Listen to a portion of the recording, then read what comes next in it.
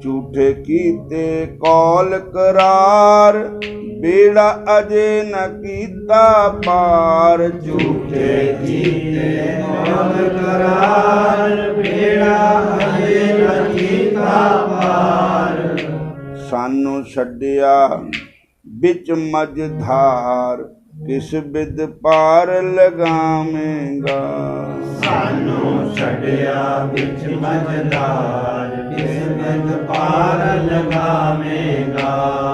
ਹੁਣ ਮੈਂ ਆਣ ਡਿਗਾ ਦਰ ਤੇਰੇ ਚਰਨੀ, ਕਦੋਂ ਲਗਾਵੇਂਗਾ।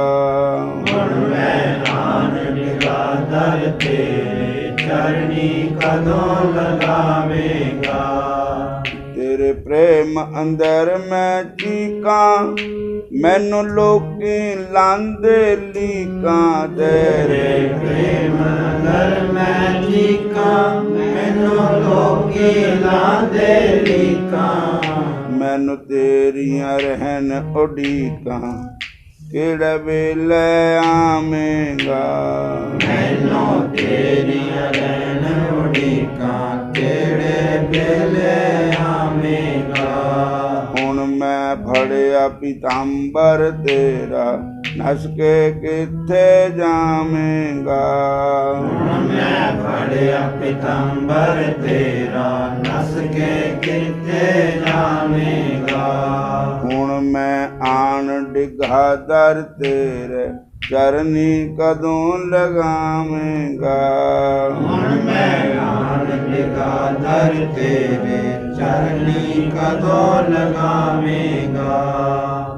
ਝੂਠੇ ਕੀਤੇ ਕੌਲ ਕਰਾਰ, ਬੇੜਾ ਅਜੇ ਨ ਕੀਤਾ ਪਾਰ। ਝੂਠੇ ਕੀਤੇ ਕੌਲ ਕਰਾਰ, ਬੇੜਾ ਅਜੇ ਨ ਕੀਤਾ ਪਾਰ। ਸਾਨੂੰ ਛੱਡਿਆ ਵਿੱਚ ਮਝਧਾਰ, ਕਿਸ ਬਿਦ ਪਾਰ ਲਗਾਵੇਂਗਾ। ਸਾਨੂੰ ਛੱਡਿਆ ਵਿੱਚ ਮਝਧਾਰ, ਕਿਸ ਬਿਦ ਪਾਰ ਲਗਾਵੇਂਗਾ। ਹੁਣ ਮੈਂ ਆਣ ਡਿਗਾ ਦਰ ਤੇਰੇ ਚਰਨੀ, ਕਦੋਂ ਲਗਾਵੇਂਗਾ। ਹੁਣ ਮੈਂ ਆਣ ਡਿਗਾ ਤੇਰੇ ਚਰਨੀ, ਕਦੋਂ ਲਗਾਵੇਂਗਾ। ਹੁਣ ਮੈਂ ਫੜਿਆ ਪੀਤਾੰਬਰ ਤੇਰਾ, ਨਸ ਕੇ ਕਿੱਥੇ ਜਾਵੇਂਗਾ। ਹੁਣ ਮੈਂ ਫੜਿਆ ਪੀਤਾੰਬਰ ਤੇਰਾ, ਨਸ ਕੇ ਕਿੱਥੇ ਜਾਵੇਂਗਾ।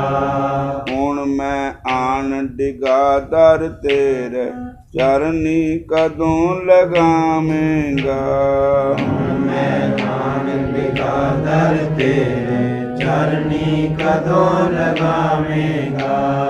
ਛੱਡਿਆ ਤੇਰੇ ਲਈ ਜਮਾਨਾ, ਹੁਣ ਨਾ ਲਾਈ ਕੋਈ ਬਹਾਨਾ। ਛੱਡਿਆ ਤੇਰੇ ਲਈ ਜ਼ਮਾਨਾ, ਹੁਣ ਨਾ ਲਾਈ ਕੋਈ ਬਹਾਨਾ। ਮੈਂ ਵੀ ਮੁੜ ਘਰਾਂ ਨੂੰ ਨਹੀਂ ਜਾਣਾ, ਜਬ ਤੱਕ ਖੈਰ ਨ ਪਾਵੇਂਗਾ। ਮੈਂ ਵੀ ਮੁੜ ਘਰਾਂ ਨਹੀਂ ਜਾਣਾ, ਜਬ ਤੱਕ ਖੈਰ ਨ ਪਾਵੇਂਗਾ। ਹੁਣ ਮੈਂ ਫੜਿਆ ਪੀਤਾੰਬਰ ਤੇਰਾ, ਨਸ ਕੇ ਕਿੱਥੇ ਜਾਵੇਂਗਾ। ਹੁਣ ਮੈਂ ਫੜਿਆ ਪੀਤਾੰਬਰ ਤੇਰਾ, ਨਸ ਕੇ ਕਿੱਥੇ ਜਾਵੇਂਗਾ। ਝੂਠੇ ਕੀਤੇ ਕੌਲ ਕਰਾਰ, ਬੇੜਾ ਅਜੇ ਨ ਕੀਤਾ ਪਾਰ। ਝੂਠੇ ਕੀਤੇ ਕੌਲ ਕਰਾਰ, ਬੇੜਾ ਅਜੇ ਨ ਕੀਤਾ ਪਾਰ। ਸਾਨੂੰ ਛੱਡਿਆ ਵਿੱਚ ਮਝਧਾਰ, ਕਿਸ ਬਿਦ ਪਾਰ ਲਗਾਵੇਂਗਾ। ਸਾਨੂੰ ਛੱਡਿਆ ਵਿੱਚ ਮਝਧਾਰ, ਕਿਸ ਬਿਦ ਪਾਰ ਲਗਾਵੇਂਗਾ। ਹੁਣ ਮੈਂ ਫੜਿਆ ਪੀਤਾੰਬਰ ਤੇਰਾ, ਨਸ ਕੇ ਕਿੱਥੇ ਜਾਵੇਂਗਾ। ਹੁਣ ਮੈਂ ਫੜਿਆ ਪੀਤਾੰਬਰ ਤੇਰਾ, ਨਸ ਕੇ ਕਿੱਥੇ ਜਾਵੇਂਗਾ। ਹੁਣ ਮੈਂ ਆਣ ਡਿਗਾ ਦਰ ਤੇਰੇ ਚਰਨੀ, ਕਦੋਂ ਲਗਾਵੇਂਗਾ। ਹੁਣ ਮੈਂ ਆਣ ਡਿਗਾ ਦਰ ਤੇਰੇ चरनी कदों लगावेगा। बोलो राधा कृष्ण कहते हैं चैतन्य महाप्रभु जी के गुरु महाराज का नाम था ईश्वरपुरी। ईश्वरपुरी के गुरु महाराज का नाम था माधवेंद्रपुरी। तो जब पहली बार हो भगवान कृष्ण की चर्चा सुन करके, उनकी कथा सुन करके, उनकी गल्लां बातां सुन के उनके मन में वृंदावन के दर्शन करने की इच्छा हुई। तो माधवेंद्रपुरी महाराज, उस समय ना तो रेलगाड़ी चलती थी, एक दूसरी ट्रैफिक तो है ही ना शुद्ध, बिल्कुल ही पैदल ही जाते सी, पैदल ही आते सी। किथे बंगाल है और उथों वृंदावन तां पैदल ही आए। तो उस समय वृंदावन आज की तरह नहीं था, उस वेले बन ही था। हुण तो बन नहीं है, हुण तो शहर है। तो वृंदावन, वृंदावन सो बन नहीं, नंद गाम सो गाम, वंशी बड़ सो बड़ नहीं, श्री कृष्ण नाम समना। तो उस समय हालां तक कोई भी निशानियां इतनी नहीं थी वृंदावन भगवान दियां, गुप्त छुपे हुए थे। वो तो रूप गोस्वामी, सनातन गोस्वामी, चैतन्य महाप्रभु जी ने आकर के, जीव गोस्वामी, इन्होंने आकर के प्रकट किया। बोलो हरे कृष्ण हरे कृष्ण। तो वृंदावन गोवर्धन जो बिच जिला परिक्रमा लगे करन, तो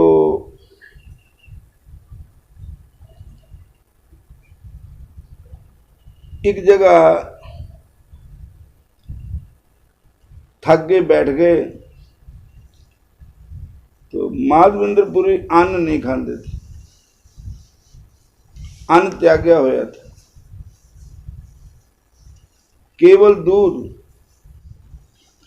गोविंद बोलो हरि गोपाल बोलो, गोविंद बोलो हरि गोपाल बोलो, राधा रमण हरि गोविंद बोलो, राधा रमण हरि गोविंद बोलो, राधा रमण हरि गोविंद बोलो, राधा रमण हरि गोविंद बोलो। जिथे आजकल गोबिंद कुंड है ना, गोवर्धन परिक्रमा जी, उत्थे दी घटना है कि माधवेंद्रपुरी महाराज जी उत्थे बैठ गए। ते किसी नू पता नहीं, एक तो बोली का फर्क था, भाषा का। वो बिल्कुल बंगला भाषा बोलते थे, हिंदी उन्होंने आंदी नहीं थी, और वो इधरली बोली नहीं समझ सकते थे, और ये लोग उन्होंने बोली नहीं समझ सकते थे। तो माधवेंद्रपुरी महाराज जी अन्न नहीं खाते थे, केवल दूध पीते थे। तो वो भी भैंस का दूध नहीं पीते थे, गौ माता का दूध, देसी गौ का दूध पीते थे। तो उन्होंने, किसी को कोई पता नहीं कि महात्मा जी आए हैं और अन्न नहीं खाते, उन्होंने वास्ते दूध चाहिए। जे और कोई ना जाने तो भगवान श्याम सुंदर तो जानते थे। वो एक बालक का रूप धारण करके आए और दूध लेकर के आए। बाबा जी सोए हुए थे, भूखे तो आवाज मार के कहा, अरे कोई माधवेंद्रपुरी है? तो उन्होंने कहा कि देखो ये मेरा ना लेके आवाज मारे है, कोई जानते हो ना, पर गल तो यह है कि मैं बंगाल दा हाँ, बंगला भाषा बोलता हाँ और ये हिंदी भाषा। चलो कोई बात नहीं। वो बालक बिल्कुल नजदीक आ गए और कहने लगे मैं दूध लेकर के आया, आप दूध पियो। तो बालक बड़ा प्यारा लग रहा था, बड़ा सुंदर बालक था। माधवेंद्रपुरी महाराज बोले, अरे बालक, तेरे को क्या मालूम है कि कोई महात्मा बैठे हैं और भूख लगी है और दूध ही पीते हैं? तेरे को किसने बताया? तो वो बालक बोला, जहां से ना 2 औरतें गई जल भर करके और वो बातें कर रही थी कि एक महात्मा आए हुए हैं वहां पर, तो मेरी मैया ने कहा कि उनको दूध दे करके आओ, तो मैं दूध लेकर के आया। और इतना प्यारा उसका दर्शन था। कहते हैं कि ठाकुर जी को देख करके माधवेंद्रपुरी महाराज बोले कि प्रभु, जैसे जिस रूप में आपने मेरे को अपना दर्शन दिखाया, मैं चाहता हूं कि आगे कलयुग का समय आ रहा है कि उन जीवों को भी आपका दर्शन होना चाहिए। तो भगवान ने कहा कि जिस जगह तुसी बैठे हो ना, उस जगह नू खोदो, उथे मैं निकलूंगा। जैसा तुम मेरा दर्शन जहां पर कर रहे हो, वैसा ही ऐसा ही रूप होगा। तो महाराज सब लोगों ने, महात्मा जी ने सब लोगों को कहा कि आओ भैया मेरी हेल्प करो। तो सारे कईयां गधाड़े लेके आ गए और गेंतियां लेके आ गए, धीरे धीरे पढ़ना शुरू किया।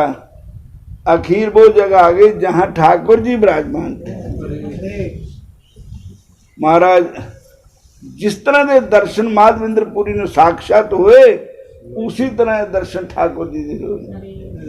और भगवान बोले कि अब मेरे शरीर को ना बहुत देर से धरती बीच में रहने से अग्नि मतलब गर्मी लगी हुई है, मेरे को स्नान कराओ। तो सारे लोग कहते हैं वहां गोविंद कुंड है जिसका नाम, वहां से जल ला करके स्नान कराते गए और फिर भोग लगाया। फिर भगवान कहते कुछ समय के बाद कि अभी मेरे शरीर को जलन पड़ी हुई है और आप जगन्नाथपुरी जाकर के चंदन लेकर के आओ, मेरे शरीर को चंदन का लेप करो, तब मेरा शरीर शांत ठंडा होएगा। तब माधवेंद्रपुरी महाराज चल पड़े जगन्नाथपुरी को, पैदल ही जा रहे थे। तो रास्ते में रेणमा नाम की जगह आई उड़ीसा में, और रेणमा में रात के समय पहुंचे और वहां पर भगवान का मंदिर है। तो कहते हैं हम चलो हम दर्शन करते हैं। ठाकुर जी के दर्शन किए, पर वहां पर कोई दूध का जुगाड़ नहीं पैदा होया, कोई खाने पीने का नहीं मिला। तो रेणमा में ऐसे ना कोई बाकबी थी, गए भी बेबकते थे, ऐसे बाजार में किसी स्थान पर ऐसे लेट गए जाकर के। इधर क्या हुआ कि ठाकुर जी को जब भोग लगा था ना, तो कटोरे में भोग लगता है, मिट्टी के कटोरे में खीर का भोग लगता है। तो 9 कटोरे रखे तो ठाकुर जी ने अपने प्यारे बच्चे अपने भक्त वास्ते एक कसोरा चोरी करके धोती थले बोले और मंदिर बंद हो गया, सब लोग सो गए, तो ठाकुर जी कसोरा लेकर के बाहर आ गए। और माधविंद्रपुरी आवाज मार के कहते हैं, जहां कोई माधविंद्रपुरी है तो वो कहते कौन आ गया है, कैसे सुंदर आवाज आ रही है। तो फिर उसने गौर नहीं की थी, 2 बार फिर कहे मैं तो कह रहा। उसी समय देखिया तो ठाकुर जी आ गए। कमाल दी गल है, अपने बच्चों की शुद्ध लैन वास्ते खुद भगवान आते हैं। भगवान ने माधविंद्रपुरी महाराज जी को कहा कि जे मैं खीर रखी है आपके लिए, खीर का भोग लगाओ। तो महाराज उसको कहते हैं राम के लिए।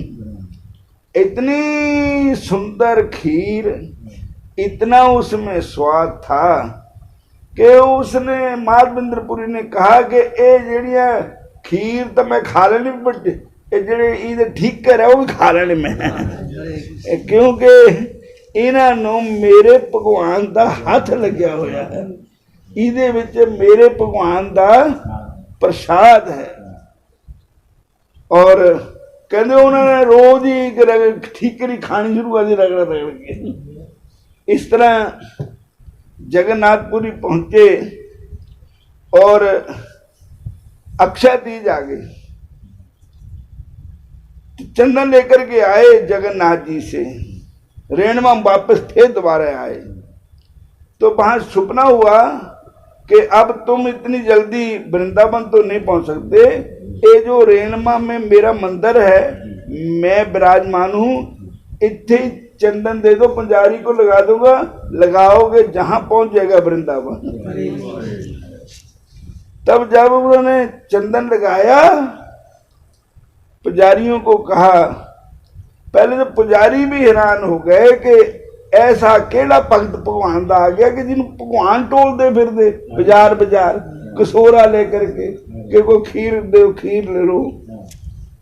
और फिर पुजारियों ने चंदन लगाया और अक्षय तीज का दिन था वो, जिस दिन बंके बिहारी के चरण दर्शन होते हैं और ठाकुर जी के शरीर को चंदन का लेप किया जाता है।